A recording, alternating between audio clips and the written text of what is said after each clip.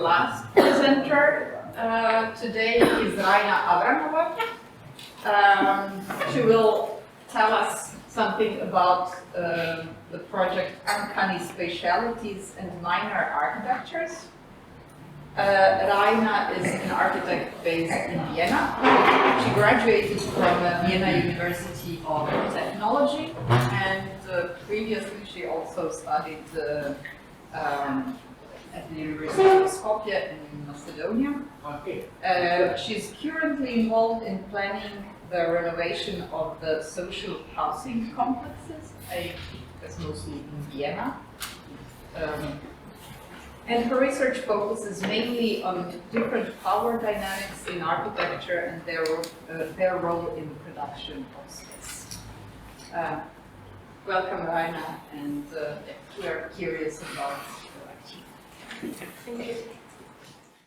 So I titled the lecture Uncanny Spatialities and Minor Architectures. I will come later to the uncanny spatialities and also to minor architectures specifically.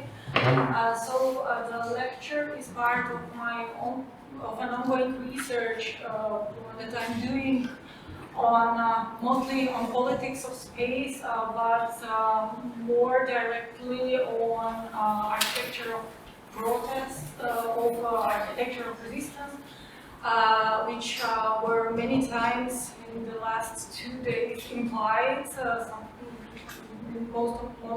Many of the presenters also mentioned them directly, and these architectures of resistance are called minor architectures.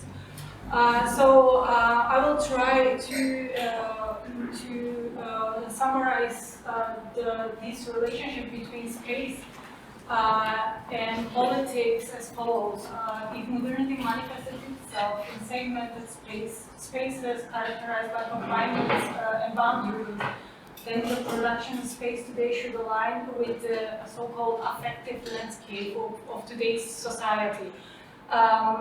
This affective landscape actually considers space beyond its material properties and considers immaterial forces of production, imaginary spaces, and also intangible objects as producers of spaces, of material spaces and practices. Departing from Michael Hart and Antonio Negri's political philosophy in Empire and later on in Multitude, I would like to argue that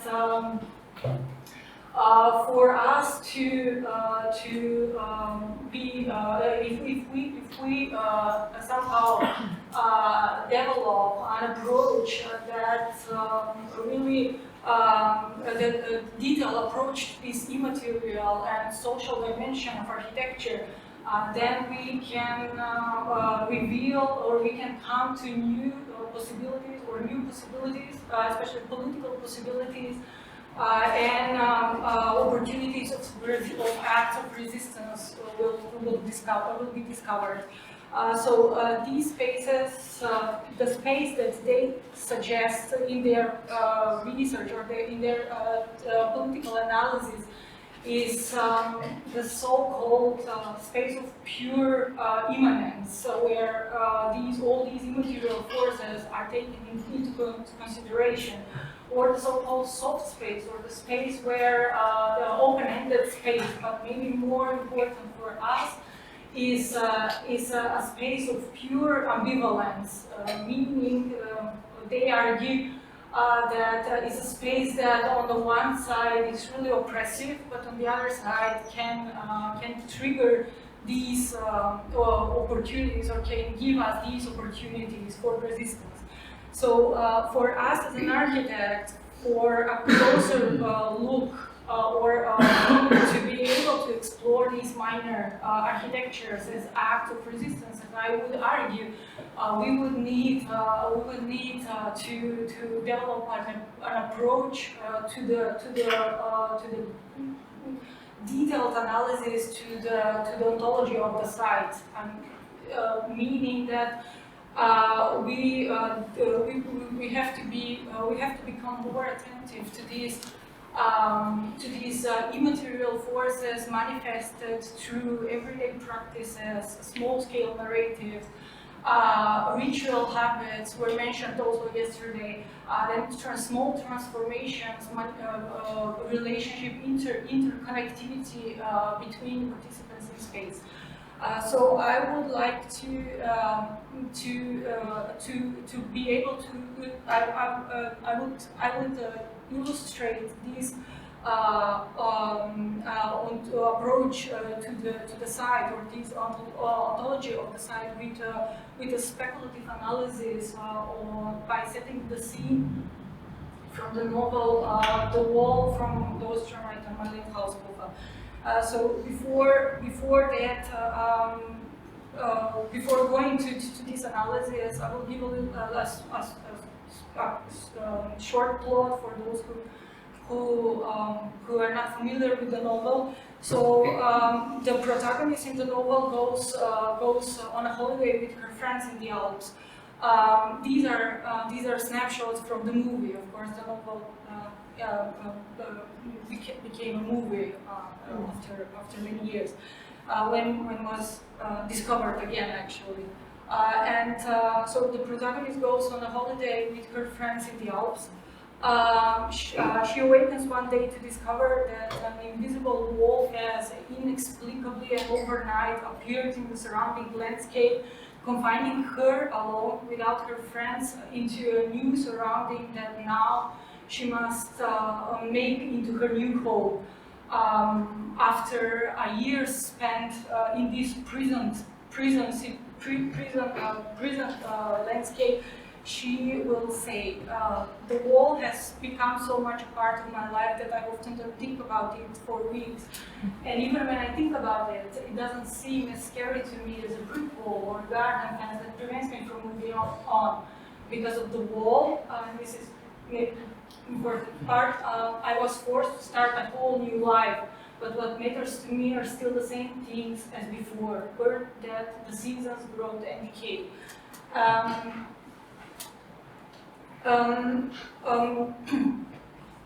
Without going in a literary analysis, I would like to speculate on a prison-like situation triggered by this invisible wall. This invisible wall I will define as major architecture.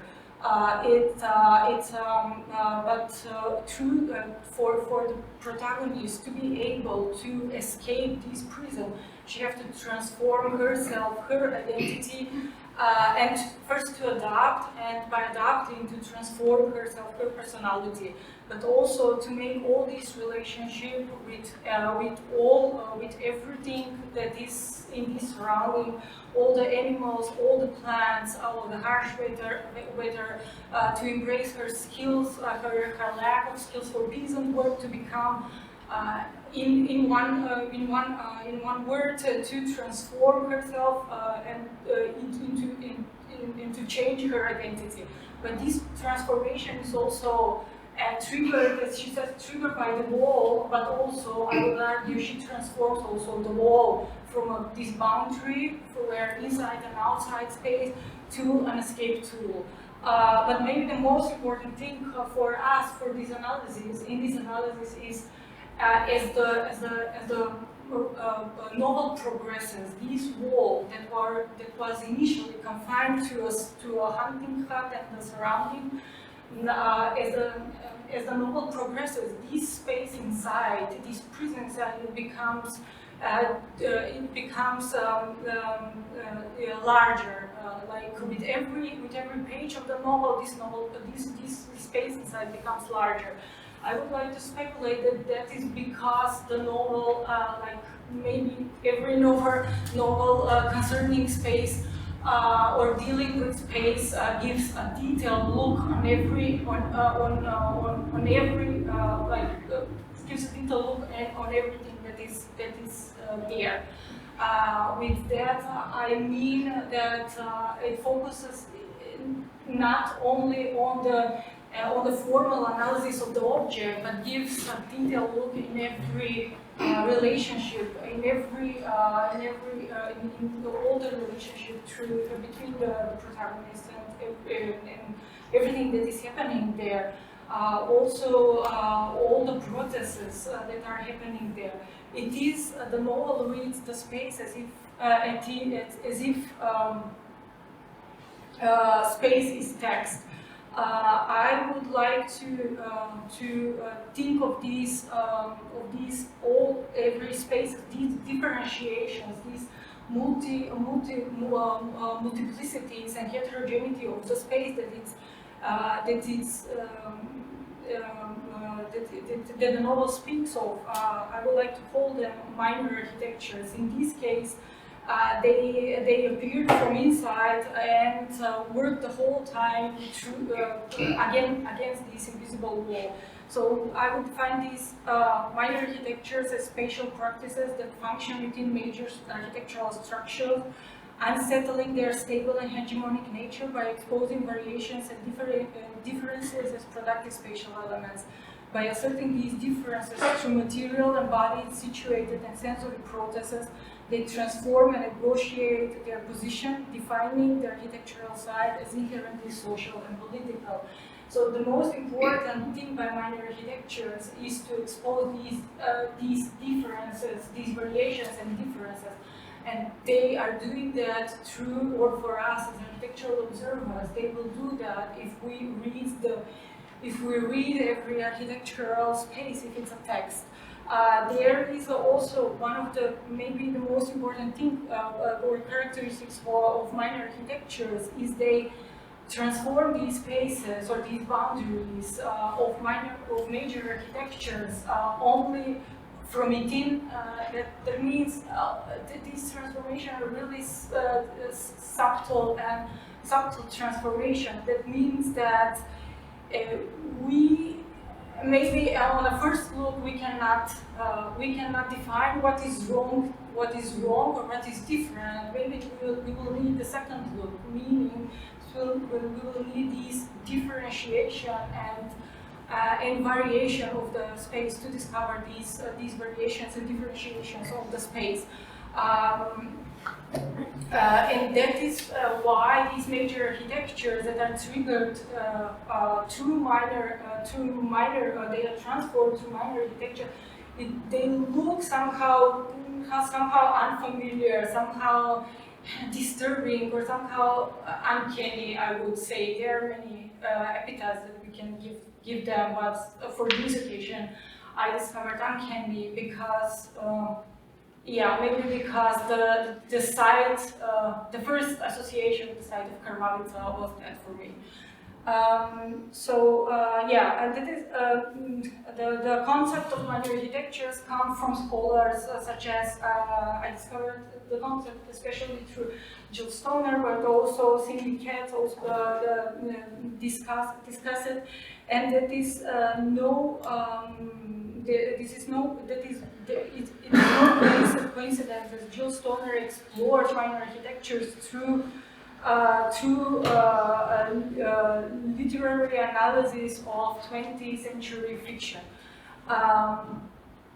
So, in one part of the novel, she will say, as Walter Benjamin reads the elemental artifacts of 19th century Paris as they were text, so we can read elemental fragments of 20th century fiction as though they are architecture.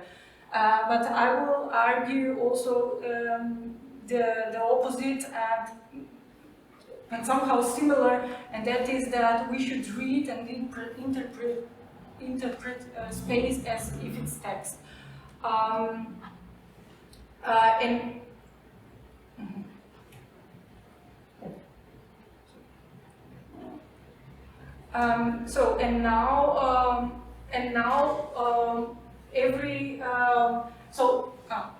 forgot something. Concerning this, this methodology of exploring architectures or minor architectures through literary fiction, I also somehow borrowed as a methodology in my research, and I tend to do that because, first and foremost, because I think of fiction as a way of, as a methodology of resistance, but also refusal to think of architecture only through objects. So for me, it's an act of resistance and refusal.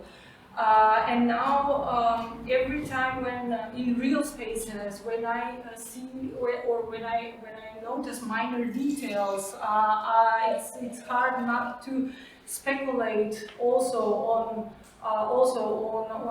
lines of escape in real spaces. For example, as I mentioned before, the former prison of the famous KGB in Riga is now open to the public.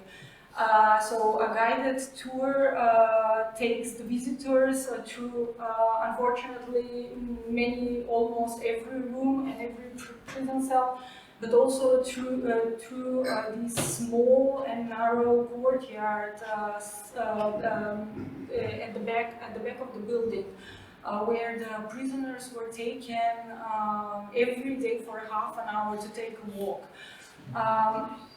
For many of the prisoners, this was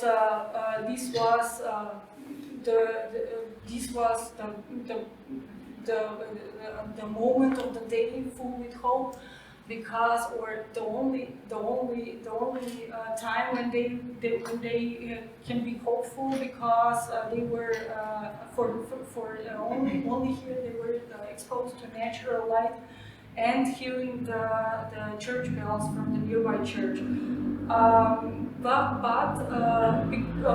To avoid prisoners who knew each other to make a physical contact, there was this time a really massive wall put in the middle of this narrow courtyard, and it was divided into sections. Hearing these church bells, this is the speculative part, or the part where I speculate on minor details. These church bells we can see as triggers of lines of escape, or triggers of other spaces, because in this moment they eliminated, they were able, for the prisoners, only to eliminate this middle wall and to unify these two sections of this courtyard. To finish, I will come to the beginning, and that is the concept of affective landscapes. There is no better place to analyze this infinity of space today than within the city, and through the work carried out in the city. The food delivery workers are today the paradigm of today's society, or their work is so they are trapped in this space without in this soft space without escape,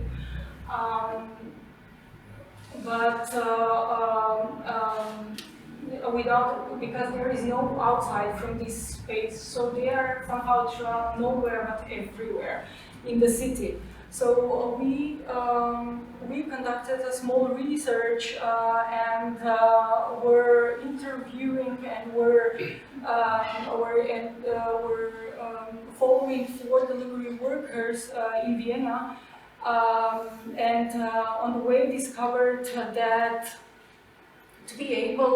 for them to be able to navigate this hard working landscape in Vienna, they have to somehow develop small strategies to go through the working day. Meaning, they are sharing, for example, in the system where they are working, sharing is almost impossible. So they don't have a physical place where they come together first, And secondly,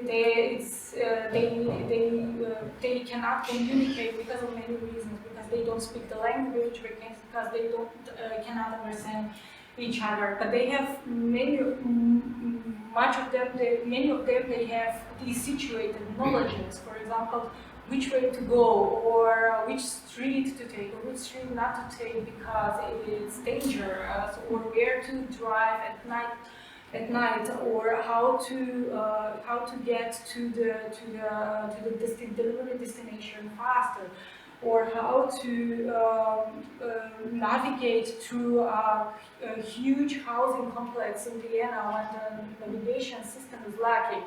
So they have these small knowledges, and sharing, being able to share, because it's so rare, it's an act of resistance somehow.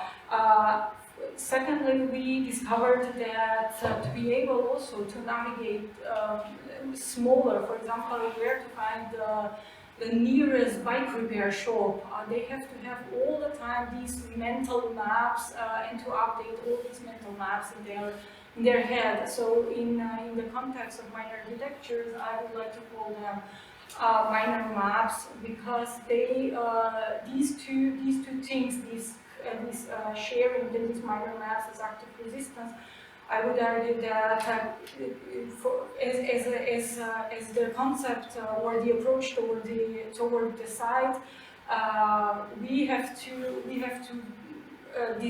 develop this kind of approach where we define these things as differences, as these kind of differences as variations, but most of all small specialities. They can do these differences in this effective landscape where there is no outside. Thank you. Rajna, for we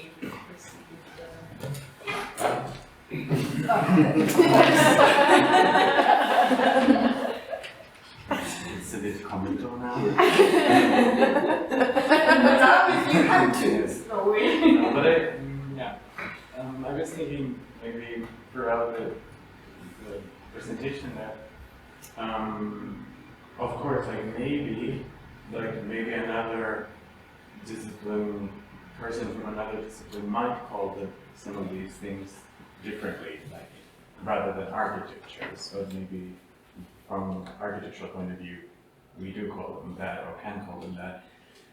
Maybe they could be like urban survival strategies or human interactions, or some kind of temperaments or something. But then I was thinking that, do you think, or is the case that you kind of lay out, that there is this kind of a power imbalance between the sort of the architecture that gets created, kind of like due to certain design intentions or some other intentions that sort of like create our environment, and whether that is sort of the full design intention, but it's more the result of certain conditions, kind of like creating that environment like that for us. And within that environment, there are sort of winners and losers, or something like this. Because when there is the idea of resistance, it kind of means that there is some sort of a power structure that you're trying to resist. Disbalance. Yeah, I think yes. Yeah. It's a yes or no question. I think absolutely, yeah. Because the whole system, as I argued at the beginning, it's not my argument. As you may probably notice, I want to. It's also a kind of methodology to take things and somehow combine them. So I think that the system is like political, social, economic, call it as you wish. It's all that we have this balance. But what I want to say with this affective landscape, or the concept of this soft space, is now even worse. We are not seeing it. Because in the modernity, for example, in the 60s, when the building was built in Krvavica, there was clear where the military is, there was clear where the prison is. I mean, now it's also clear, but the power is not institutionalized, but it's everywhere, and that's why we also need this subtle approach, and maybe these differences and variations are, as you say, from another discipline. But yes, I think yes.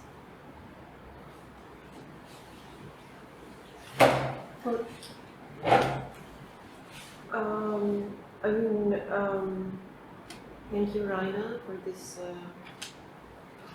revelating presentation. I found it really terrifying, this concept of soft space imprisoning everyone.